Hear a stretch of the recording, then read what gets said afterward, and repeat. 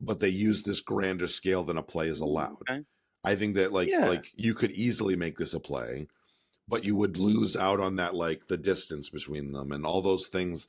The walking across a stage versus walking across the rooftop, like they start off with her being irritated with him and they end up with him being irritated with her throughout the Yeah. process. Like there is all these, they use the visual metaphors in ways that you couldn't do in a play.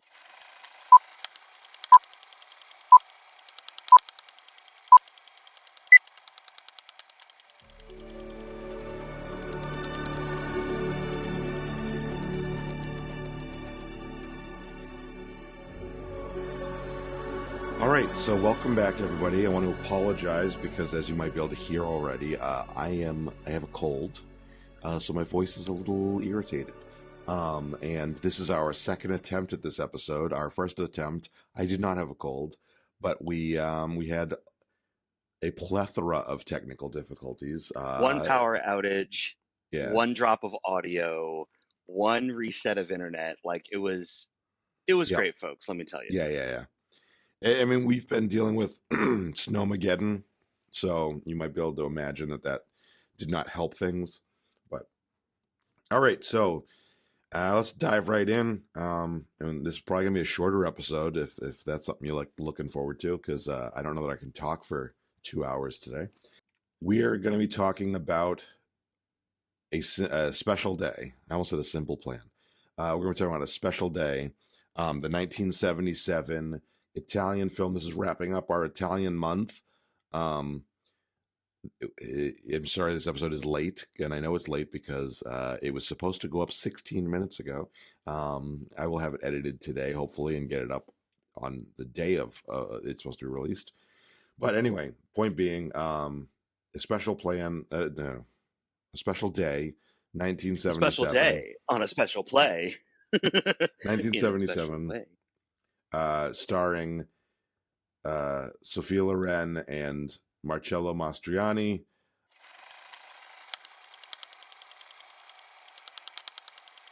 So for pre-production on a special day, our our focus for this episode, we're diving back into that as part of our podcast here, is color.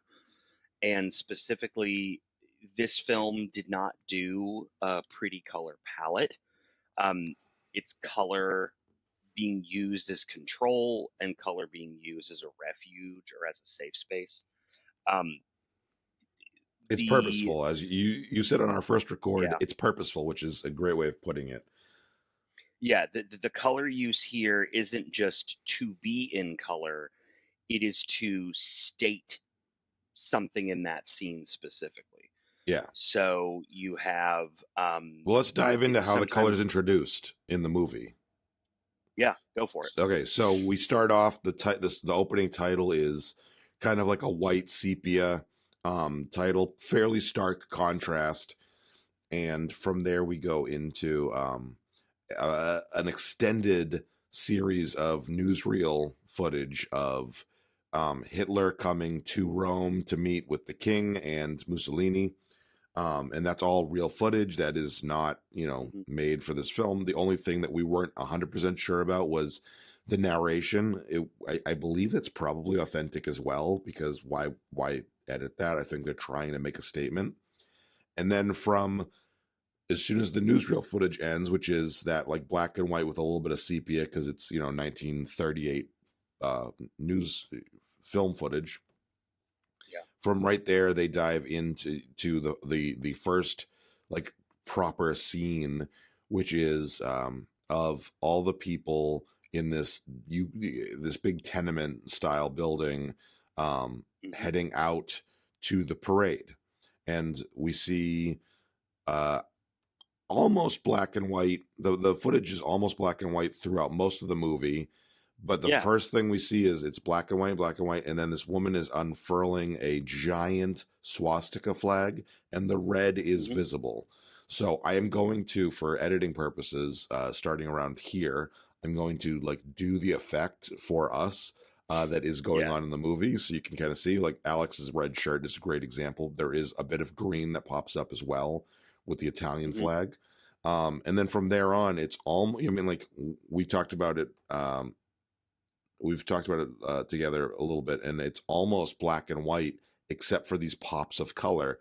Not quite the Yeah, way that like that Schindler's List does it, but instead it's more so desaturated because you can see there's moments where you can see color in yeah. their skin, What? and there's Yeah. a little bit of color in their outfits, but like it's so Mm-hmm. muted that And what and what I think is interesting is there were parts of the film where Mike and I would be like, is this in color? Is this in black mhm, and white? Like I kept holding up a reference to being like, yeah, okay, no, no, there's this is in color, but a lot of squinting, being like, is my mind playing tricks on me?" Which I think is kind of purposeful in there.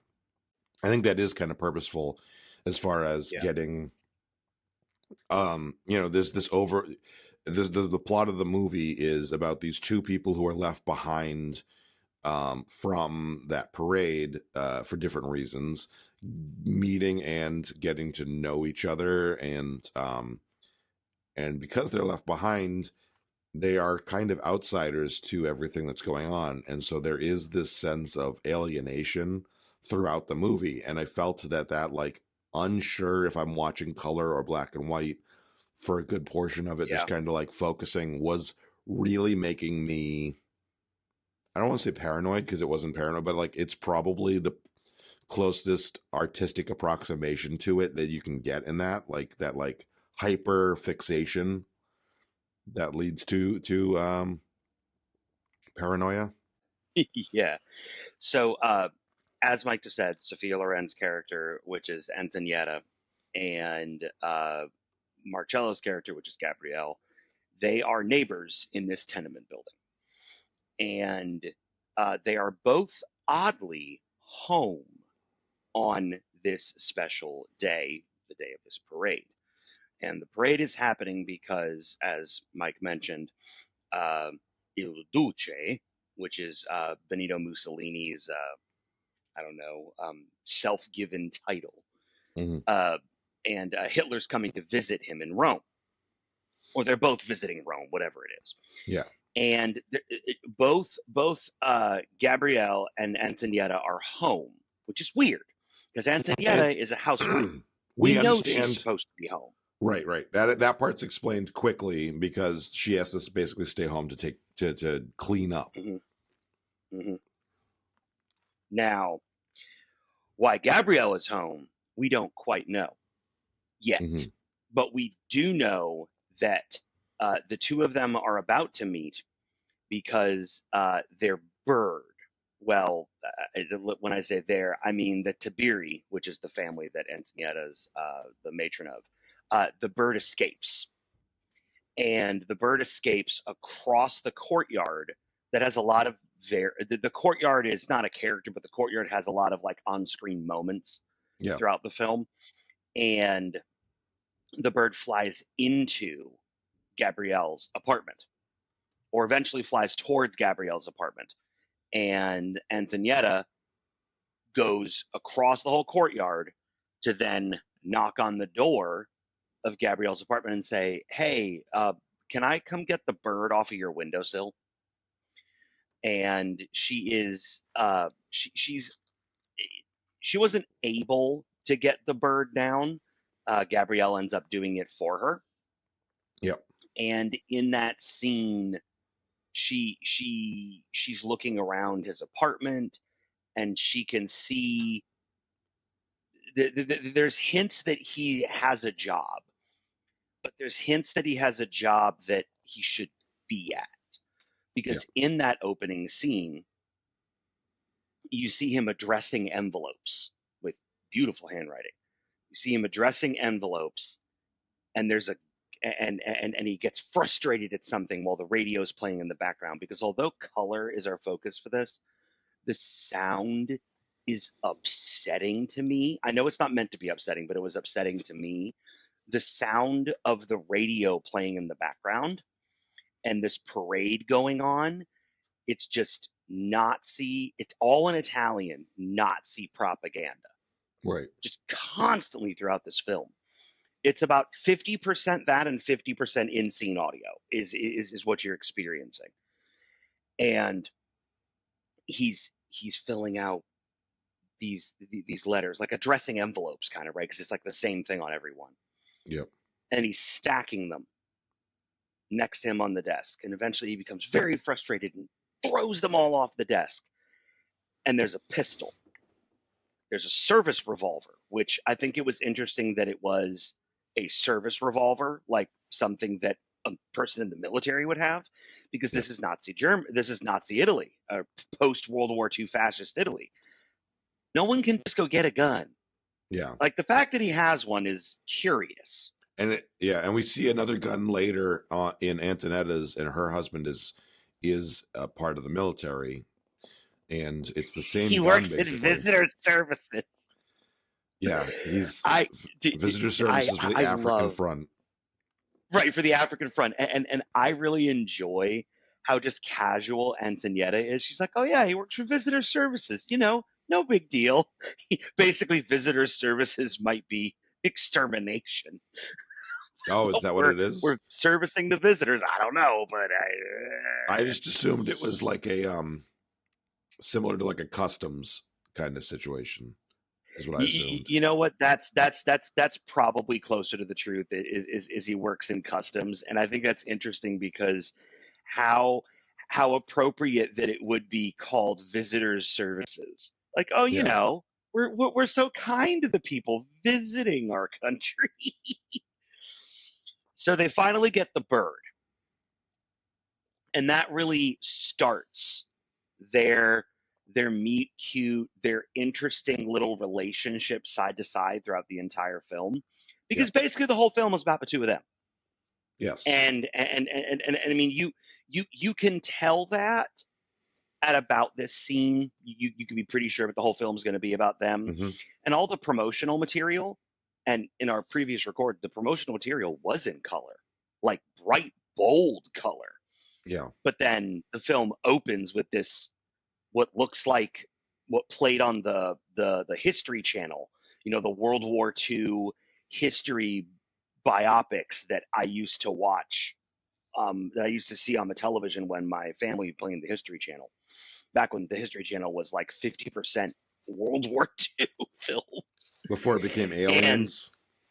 before it became Ancient Aliens, Alien, and and I really expected, and so did Mike, that that's what this film was going to be. Is was going to be all in that, because he had never seen it before. I have, Oh, okay. and the first time, I really expected that that was actually going to be what this was. Is it was just going to be like all of that style of color was the first time, because I had seen these bright movie posters in Italian, and then I saw like no color in the beginning. I'm like, what's going on here?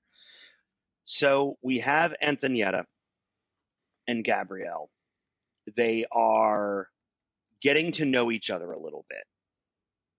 And she sees these these feet, like, drawn on the floor Yeah.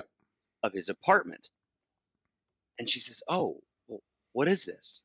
And he goes, and he was so excited to show this Yeah. to anyone, because it becomes apparent later on that he very much just is in this apartment all by himself. And He that has no wife, he has and no family, not like her, which has, I think it's what, 6 kids or something. that is their connective thread, is that they're both very lonely. Even though she Yep. is surrounded by people, she's lonely because she's essentially their servant. Yeah. And he's Her husband too. not, and he's not so ill. Her husband and the kids, like, she waits on all of them. She is, Hmm. it's very clear that she says something about having not laughed with her husband in years. Like, it's Oh very yeah. clear that they're just like, and the fact that she gets left behind on this special day for everybody, and she's just like, okay, go clean our mess. Like, Yeah. and Yeah. she, Very and that's true. also made, I'm sorry. I'm really sorry, audience, that I'm sounding like this. It's also made clear in the scene where she sits down after they've all left and they've all had their coffee and their breakfast, and she starts pouring their coffee into a cup to take a sip because she hasn't had a chance. She woke them all up, got them all ready, Hmm. and is now going to clean up after them while they go do their thing. And so she's Yeah. very And they're all going to this parade. isolated and Her husband lonely. and her Yeah, children. Yeah. yeah, and then Gabriel is also very isolated and lonely, but he's actually got nobody around. Yeah. He actually has no one around, and he is so excited to show her this dance. It's the rumba, correct? The Mumba. Mamba. Sorry, I knew it was ba something. So une, due, tre, une, due, tre, and he's doing the steps, Hmm. and the camera pulls back far enough that you can see him doing these steps, and she's just kind of watching this man Yeah, be very celebratory and yeah, excited, and in fact talented at something artistic, right. and in comparison to her husband, who works for visitor services for the African Front, he is part of the Italian Fascist Party. So Right. he is uniform and structured and regimented. Nothing Yeah. artistic about this dude. So, sorry. Also, one thing is that as a parent, I've experienced this. I know a lot of mothers have, and probably a fair amount of fathers have.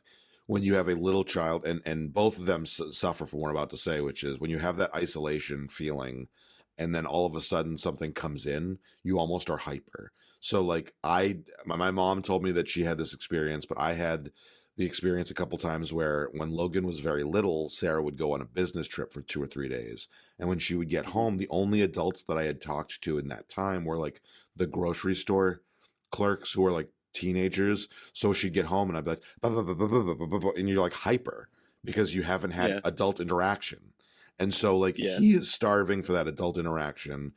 And it is jarring for her at first because she is in the situation where she would expect to be like that, but he isn't for her. She yeah. doesn't like see like why is this guy like this? This single guy who doesn't have a family, who isn't taking care Hmm. of children. Why is he like this? And like he laughs at one point and she goes, "Are you laughing at me?" And he goes, "No, sometimes you just have to laugh because life is you're supposed to be joyful." And Yeah. and there's that He hyperactivity he of has real joy, but it seems to be stifled joy. Is yeah. I if you pay a little attention, you can kind of tell that uh, Gabrielle is maybe he's having that hyper moment, but at the same Mhm. time, it is real reserved. Yeah, yeah, yeah, yeah. His excitement, that maybe he's even tempering it around her as well. Right.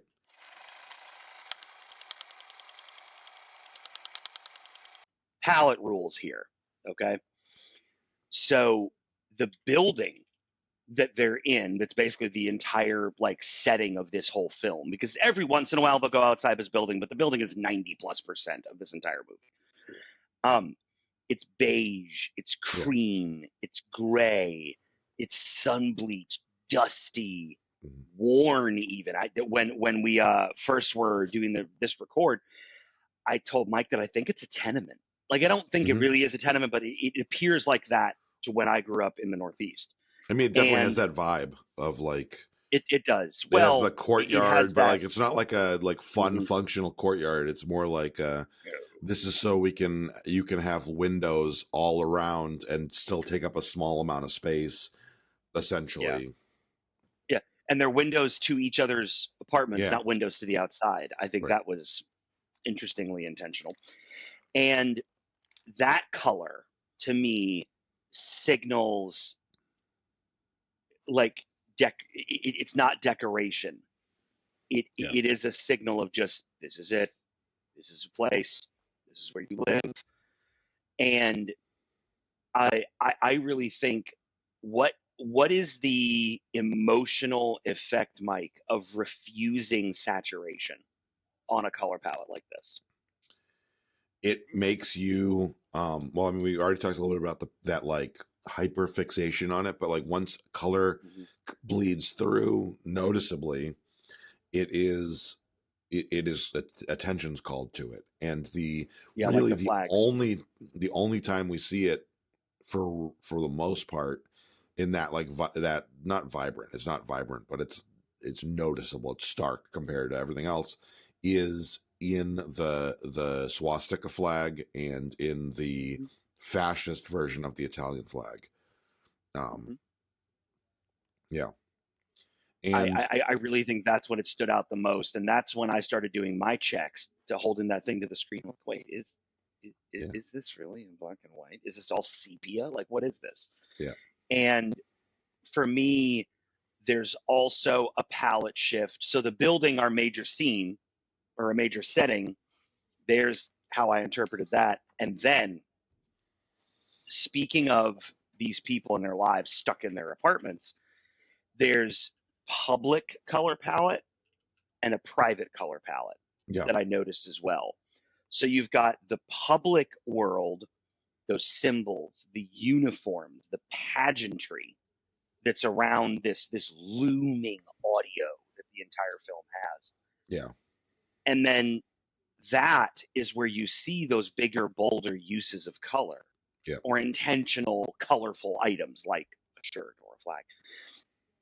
But then in the private world, there's stains, there's texture, there's diffuse light from windows and the little bit of lighting that might be within the homes.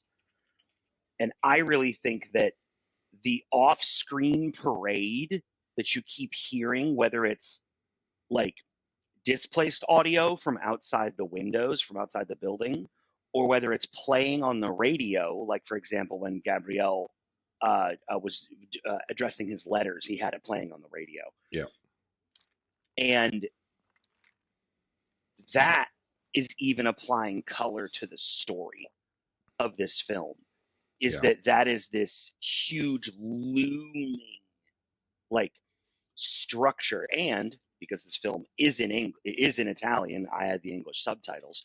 Thank God for this one. Unlike The Conformist, my subtitles were working properly, and I could and the subtitles would read like what is being said on the radio, because sometimes it was harder for me to understand. So I'm glad there was some subtitles for it, and it is just propaganda about how powerful, how wonderful, how Hitler's coming to visit, how many soldiers are in this specific company, and how there's all of this artillery. And just like it is such pageantry, but of course, pageantry for the Nazis, but it's still pageantry.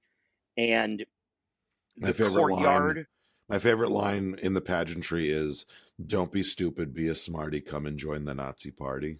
Oh, sorry, that was the that producers. was a producer. I watched the Mel Brooks thing the other day. Oh my God, I really like that film. Hmm. The Producers is so good. Yeah, I know it's a straight flat comedy, but like it's so good. So for me, my subtext is actually one of my favorite and Mike's favorite lines from the interactions between Gabrielle and Danietta, and and he says, "I don't think I'm anti-fascist. If anything, fascism is anti-me." yeah, and And that's he says so that later in the film, but that is such a moment right. So when he's fixing her lamp. so at this point, as the audience, we already know that he is a gay man. She does Hmm. not know that. And the landlord, or they call her the concierge, is a real nosy lady who is like, you know, checking because this man is in this a woman's apartment, this married woman's apartment, and she keeps And he's checking. home right now, Yeah, and she keeps checking on him. which she also. Well, I think that she's probably like he's here because and she's like he's a bit weird. She uses the word queer, which we talked She about, uses is the word queer. Yep. which we at that point in the movie, it's the first time it's used, and we're like, is that a thing that they used to describe homosexuality back then? I don't know. Hmm. Um, we find out later on that it is, or at least in the context of the movie, it is, because Yeah. it's 77 playing 38. So, but so we, sorry. So we see her talking to Antonetta, and she kind of says like he's an anti-fascist, like he's a real scum, like anti-fascist kind of guy. And Hmm. then she like goes off, and Antonetta goes to make him his coffee, and she's like, she's kind of like passive aggressively doing her thing, and she's like, well, she says you're an anti-fascist, and that's when he says that, and this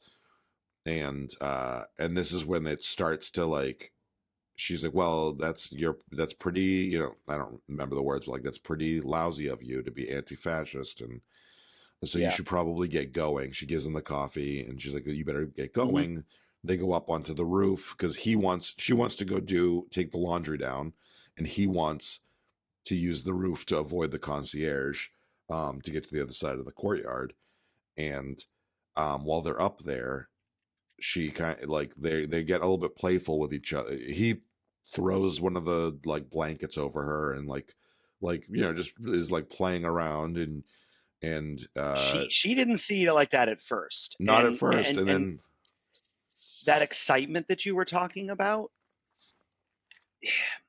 she Antonietta has this like bubbling interest yeah. in Gabrielle, Well, and she probably thinks he's and hitting on her the whole time. very much, and him just being childish, playful with her, and covering her with the laundry is yeah. She might have seen it as flirtatious. He was just having fun, Yeah, and and he's enjoying this day break that he gets from everything because everybody's gone, and he can be a yeah. little more like this. And finally, as they're the journey across the roof, like she's pissed, he decides to be playful. They get to the other end of the roof, and she kisses him, and she's like basically like take me, and he's like I'm gay, like, and she slaps him, and like basically like I'm sorry if that's what you thought this was, but I'm gay. Like she slaps him, Yeah. and is pretty derogatory to him, and then he loses his shit. It flips. Yeah, her like kind touch with him flips entirely, Yeah, and so does Gabrielle's. right. He's So like, Gabrielle, and he's like, you were throwing yourself at me. You were about to cheat on your husband, and you're mm-hmm, judging me for being gay. Like you're like, yep, and it's you're a really. bad person, and he's chasing her I think all over the stairwell. I think he thinks she's bad at the moment for judging him, and he's using Yeah, what he has. I think that he's understanding of her he is. predicament as well. But like he's like, why are you judging me? Like you're in this shitty situation too, and um, and ultimately he ends up yelling like I, or maybe no, maybe he doesn't say that he's gay right away. I forget, because later on he goes, yes, and he starts using all the slurs. He says, I'm, the Mm-hmm. F slur, I'm queer, I'm And he's homosexual. yelling those Yeah, down the stairwell, yeah, like, "Oh, you want the concierge to hear me? Fine, I'm a queer." yeah, Like shouting. And yeah, I will tell you, this building's empty yeah. mostly, except for the housewives, maybe some other gay men, and the concierge. And he is making sure she hears this. I The get the concierge, I vibe mean. that most of the other housewives aren't even there because their husbands thought to bring them.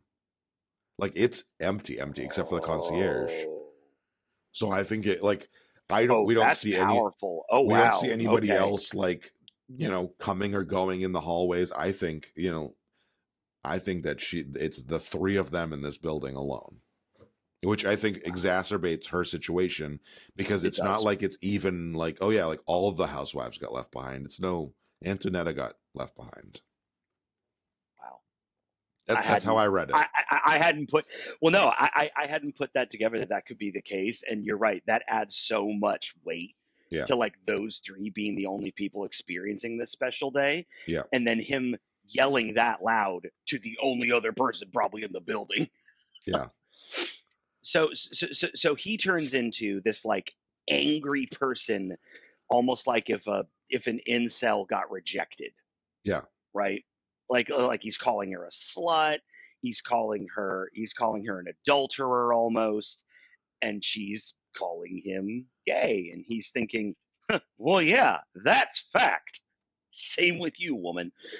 And I think of it as more of a defense mech. I mean, I get the incel reference. That's not a bad reference, but like he had no judgment when he thought that about her. It was no, when like because he knew that fairly early on. I think like before like there was some sense of it from her, and I don't think it was like a big surprise. I think it became like, well, how dare you judge me, and that's it. yeah, Like because he also drops that pretty quickly too. Once they've calmed he down, he's like does he's not that. like, yeah, Yeah, well, you're still a slut and I'm still gay. Like he's more just like like I don't want to be judged. Like this is supposed to be a nice day for me.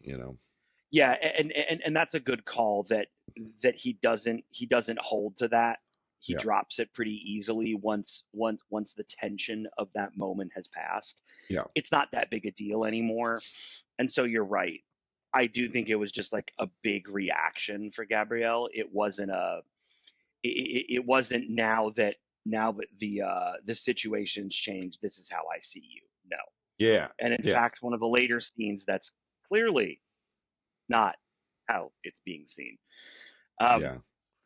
All right, I, let's I, I, I really, well, I really think that for production, let's talk about the ooh, two more things. Let's talk about what you were just about to say, which is like they do end up having a sexual relationship, which um is encounter. yeah, well they have sex at some point. So they're back in his apartment and she starts kissing him. He lays back on his back and closes his eyes um for most of it, for most of what we see. We don't see the whole thing. And then it's like later on and she's kind of getting redressed and she's dressed a little like her she's not showing much, but she's much less like matronly, like you were mentioning in our Hmm. last version of the record.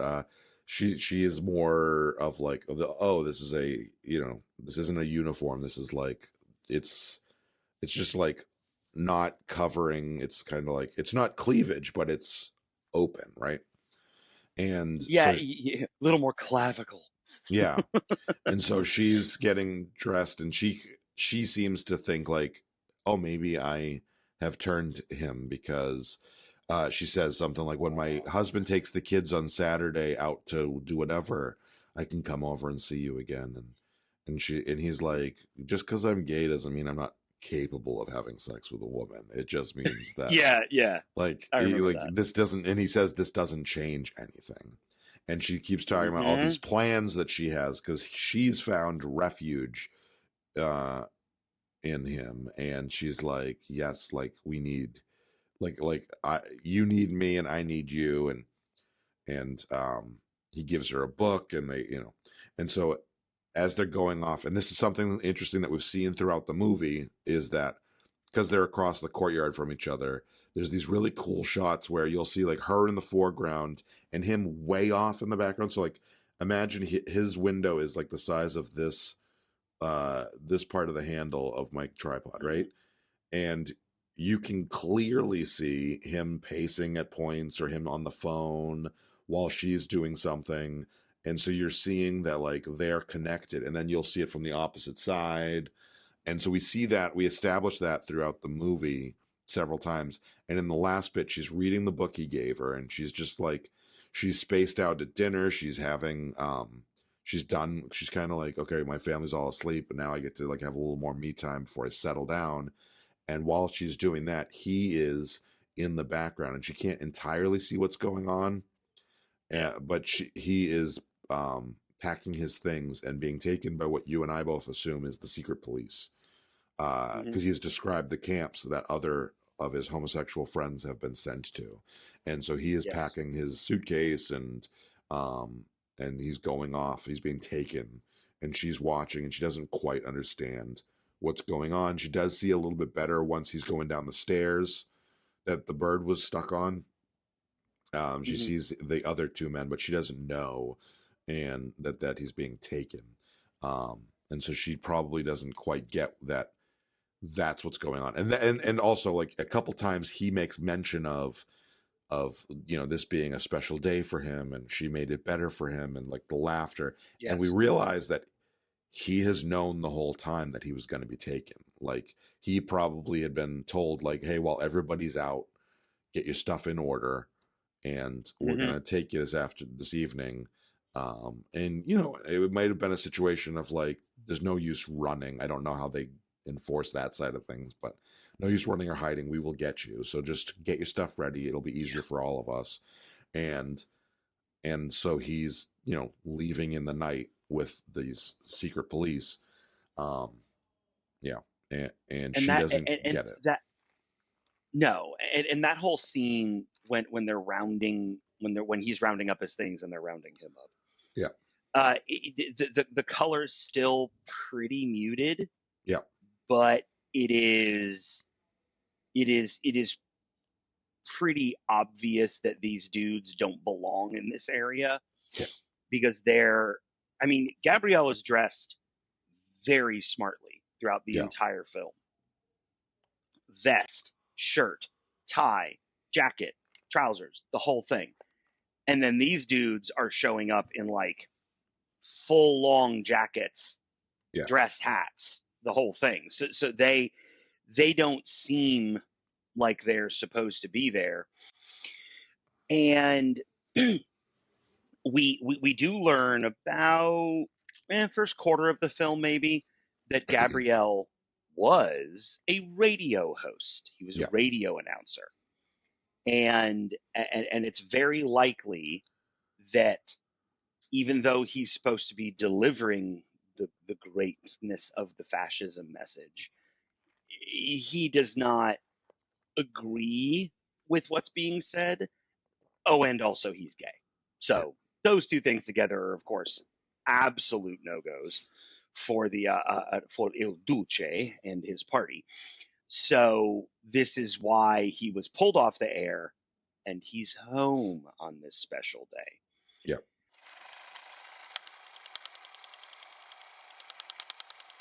I remember when we first did the record on this, I said, "Hey, Mike, you're the filmmaker. You explain how this was done because Yeah. this was in the 70s, filmed about post World War II. So I want to hear how something like this, when this was all done on real film, how it would have been done.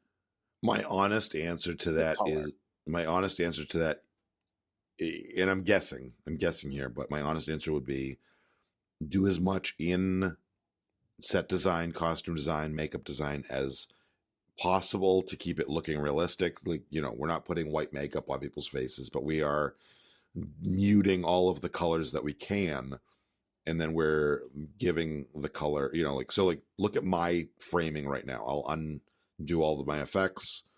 um so, like, I have this green shirt on, a beige wall. Like, other than my skin having a little bit of pinkish in it, like, there is no other color other than the green, right? It's black and Yeah. beige. Oh, sorry, I'm pointing at the camera.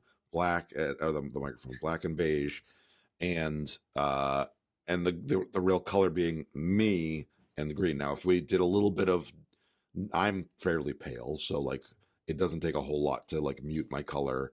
Um, but the Like green is still going to I'm not show. much darker.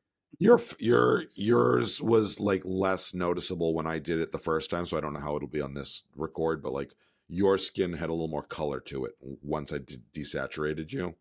But your red is also brighter than my green, right? So, Yeah. and some of that's lighting and all those other things. So, like, you can affect a lot of that through that way. So you just get the whole picture looking as close to what you want as possible to start, and then Okay. lower the saturation until you're like, okay, basically the only color I can see is the green. With digital, it's a little like you can do things differently. So, like, Oh yeah. I can make the green as saturated as I want and desaturate everything else. If I wanted to do that. Your red, I can make neon red and desaturate everything else digitally. But as far as film, and there may be chemicals that help that process slightly, but but there is a level to which it would just be easiest, as is most of the time, is try to shoot as close to the final product as you can get, so that you have the least And that amount was of work to especially do. big on film days, Yes, absolutely. or in the film Right. days. Yeah. Right, because you didn't have the ability, like anything, like think about Star Wars, which is, this is the same year Star Wars comes out, actually.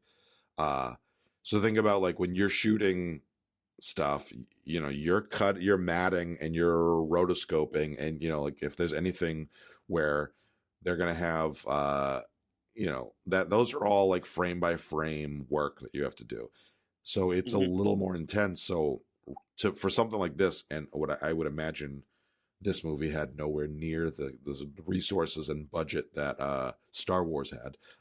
It's just easier to just say, okay, we're going to use our production design. We're going to pick a muted palette. We're going to have our makeup and costuming reflect that, and then we will have only a few colors to work with, and we will, if we desaturate, they will be noticeable and nothing else will be. And I think that they did it to great effect. I think that it in this movie, so it's something that I think that this movie does perfectly is, they talk about someone like Stanley Kubrick being like, he knew exactly what every single aspect of the movie is going on. There was a level of control to this movie, like when I mentioned that, like, the reverse shot across the courtyard being like, so, like, he's tiny, he's like walking around here like this big, but you can see him, while she's in the foreground in focus, being like, I wonder what is going on right now, or I'm sweeping, or I'm doing whatever, and then vice versa. And so there's so much control in this movie, which, again, the idea of fascism is control, right? So, like, they did a good job of really, like, every aspect of this movie feels like it is being controlled. Yeah. It has this tight, looming kind of feeling, Yeah. and that audio of the parade and what's going on, just always there. Yeah. It kind of drives that home. Yeah. Yeah. Um, I I I really think that my editing feel is very much the same. There was very little time where I think the film was not hitting Right. its intention in a scene.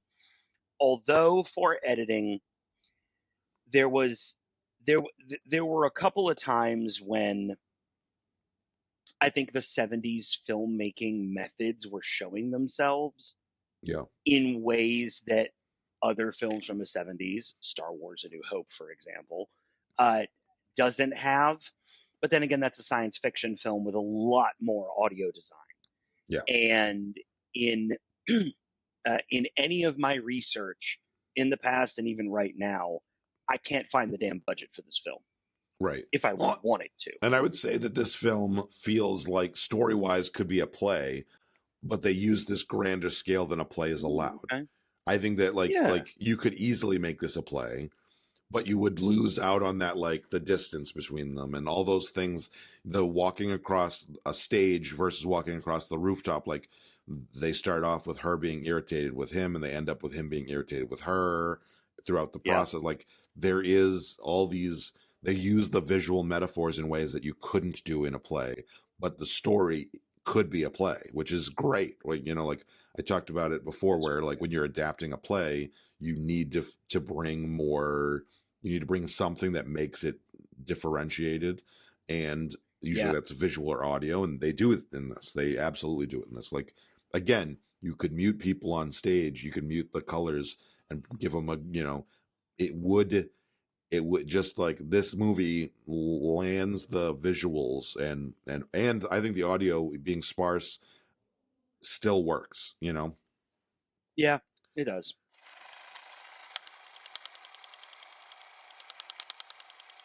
All right. So the vibe of this film, in reference to color, it is intimate, observational. There's no grand speeches. There's no big monologues. Yeah. And the film the film is it is quiet in the way that the characters or the scenes kind of unfold, Hmm. but Scola lets the silence just land Yeah. and let it and lets it happen. And that for me is why when we were doing Italian films, I said this and The Conformist. These are the two that I want to make sure we do. Great. Mike hadn't seen either of them, but still, like I hadn't seen any of these four these. movies. Oh, But yes, I'm it trying to pick movies it that adds. I haven't seen. You know. No, agreed. We both are, and this has so much weight because it let that silence land. You have the language that plays well on Mike, but the interesting thing about one of the characters in this film, specifically Antonietta's husband, uh, played by John Vernon instead of Who's the Marcello Mastrioni and He's the Francois dean Bern. from Animal House, which was like a year He's the later. So he was like, Yep. yeah, he plays a fascist Italian man in this, and then he plays the dean, fascist dean in, no, in Animal House. And what I also think is interesting is his audio sync is off Yeah, because he's not doing his own voice in this movie. right. He's doing the acting in the body, but he's not doing his own audio. I Um, I want to mention for this section, I want it's not a hot take, but interesting casting. oh, I've got some. Yeah, is that Sophia Loren's niece plays her daughter in this. And Sophia Loren's sister, who is the mother of the niece, obviously, was married to Mussolini's son. So Sophia Uh Loren's huh. niece in the who is in this movie is the granddaughter of Mussolini, which when you think about Alessandra Mussolini. Mussolini, yeah. When we were watching I was watching the end credits, I was like, oh, that's like I've never heard of another Mussolini. I wonder if they're related to Mussolini because maybe they're distant relatives. Maybe it's like, oh, like I'm the cousin or whatever, like a third cousin. No, Yeah. I went in and I was like, oh, this is literally his granddaughter playing, and then I found out that she's Sophia Loren's niece, and I was like, oh, this is Mm-hmm. bizarre, and especially because the movie doesn't specifically say anything bad about Mussolini, I suppose, but it's not. It doesn't. No. But it does. It is a critique of fascism, and also Mussolini is talked about by Antonetta as like this virile. Like I saw him in person once. He looked at me, and then I got pregnant, like kind of Yes. guy. Yes. Yeah. Yep. And so like there's this I weirdness I about the remember that. way when you add that extra layer, there's this weirdness about the Mussolini connection. And also I will say that like her father her real life father, who Mussolini's son, didn't seem like he was part of the neo-fascist party, which was just like a different version of the same shit, right? And Yeah. so like this isn't like like I reject my what my father stood for, kind of, or my grandfather stood for. Like Yeah. there's an I don't think extent it's of that. which it's like, oh, I'm not entirely removed from this, Yeah. which I I adds I a real I would weird ride that. layer to the movie. Now, to be It, fair it, to her, she was born like almost 15 years or so after he died, and so she's not like she wasn't like there but during let's the be thing. real. That's your last name. There's no escaping Hmm. it. like Yeah, it just isn't. and she didn't use a stage name. Like she didn't go and say like It's in the credits. I'm Alessandra Loren or whatever. I know that Hmm. that wouldn't be the same, but like she didn't pick a different stage name, which like I bet you all the Hitlers were using different stage names afterwards. Um, Yeah. I'm Bob Yeah. Hitler, and I'm going to be going by anything else I'm from Bob now. Hitler. My hot take here is the parade being off screen is the point. Yeah, It like ideology is felt more than seen. right. and Well, I also think considering that, it keeps them left out. It keeps them yeah, isolated, and it gets them removed from it. I agree, whereas if we because the saw them last, go, if it was cutting back and forth, it wouldn't exacerbate or highlight how separated they are from what's going on for the rest of Rome. yeah, no, I agree with that, and I also know that it's such a big deal for this, for this Roman neighborhood, because the end couple of scenes is all of them getting out of the parade and talking about how wonderful it was. And this one woman, actually, another time, uh, Antonietta says that she saw Mussolini, and then she said, "Oh, and later that day, I found that I was pregnant with Littorio, one of her sons." Yeah, Another one is the concierge is speaking to people getting out of the parade when they're coming through into the palazzo, and you can see, or they show us a conversation she's having. She says, "Oh, I saw him. He's so handsome." Speaking of Hitler, "Oh, he's so handsome in all of this," yeah, and it, like, I like how the ideology is so off screen but still so present. And my other hot take, and this is very different from a lot of Italian films of this era, but the film is anti. I think Scola made an anti-romance movie on purpose, yeah, because to it refuses to get the light of love into existence. yeah. Like, the entire time, it's like always trying to push it away. Yeah. All right. So that was my big hot take: is the parade is on purpose, and we are anti-romance for a reason, man.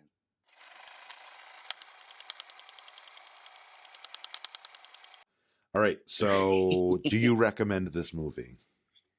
Absolutely. Yes, absolutely. In This fact, it is is our highest rated film since we started this in the fall. yeah. And I think that it's highest rated for both of us and for each of us individually. Average. Yep. Yeah. So why don't you go ahead and start with your ratings? So, fun and watchability, and we discussed this off camera.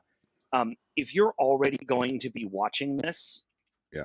you're aware of the subject matter, you're aware of what might be covered, you're aware of what you might see or hear.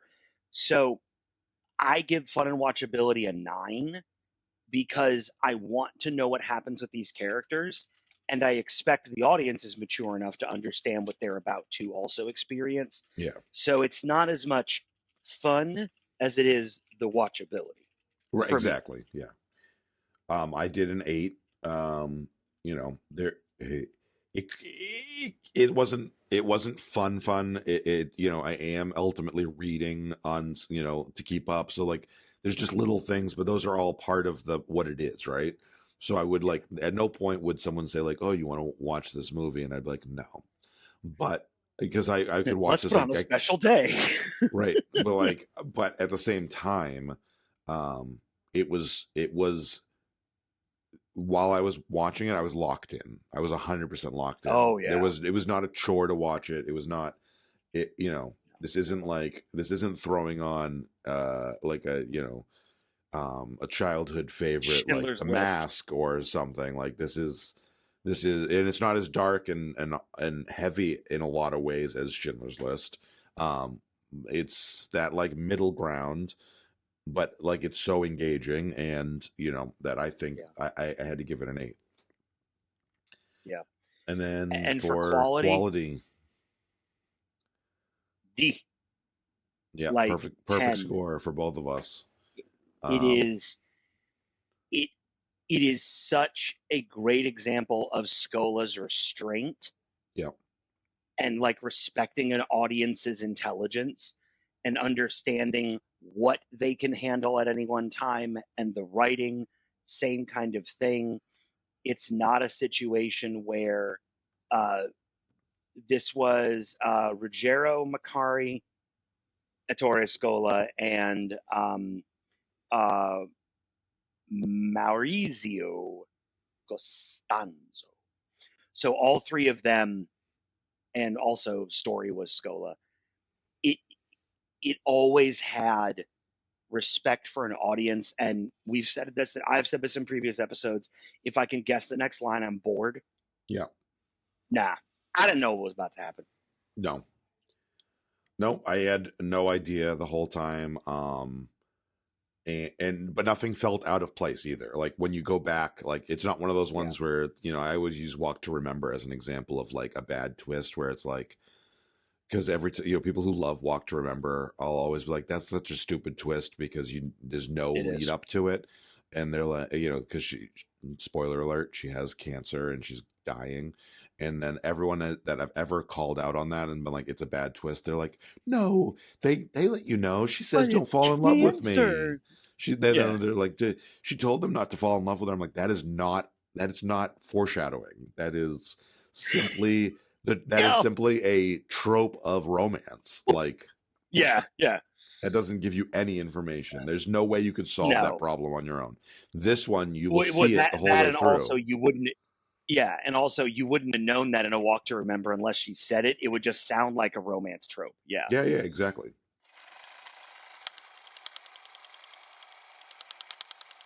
It's Black History Month, folks. We're doing Black History Month. We're gonna kick it off next week. We're gonna be watching Sinners.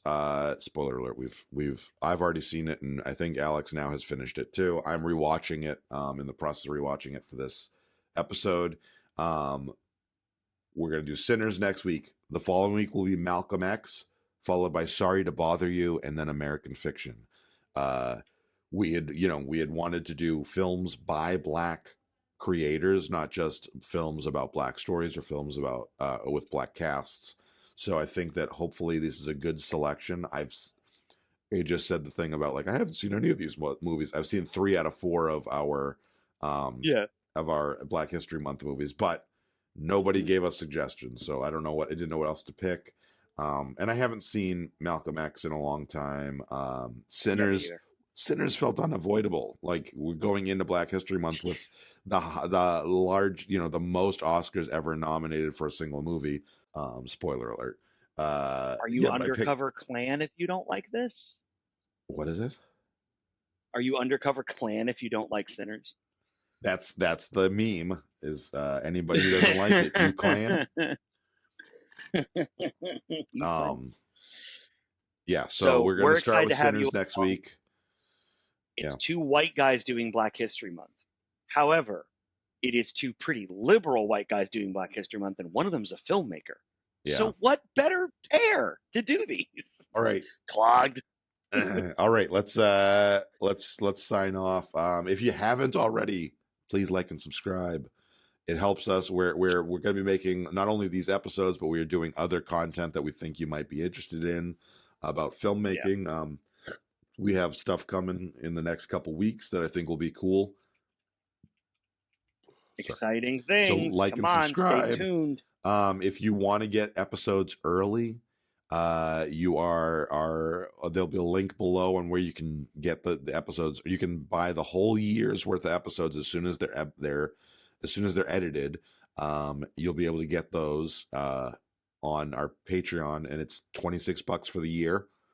And I'm also doing a thing where, and I'll put this in the link in the show notes too, which is we wrote a short film, and if you want to read the script, right now I'm going to do a $5 bundle, and then I will put in production photos and all that stuff. So if you buy it now to read the script now, you'll get to see all that stuff. So yeah, and that's just helping fundraise for that movie. So all right, thank you all. Appreciate it.